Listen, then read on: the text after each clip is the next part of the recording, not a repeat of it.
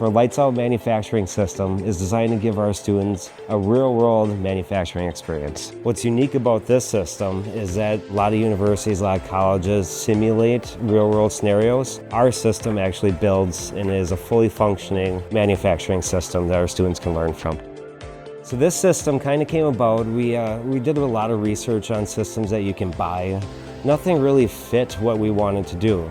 So ultimately we started out anywhere an engineer would on what we want our students to do in the future and start out with a problem. We came up with a problem, we wanted to build something. So our process, that's what it does. It builds USB sticks. It starts out with autonomous vehicles. Autonomous vehicles deliver our raw material to our system. Our FANUC rail robot takes those raw materials and distributes them to our smart manufacturing conveyor process. 3 SCARA FANUC robots assemble those parts one piece at a time. Each part is individually inspected. So normally in a manufacturing process, a person would be taking these finished products off the conveyor system.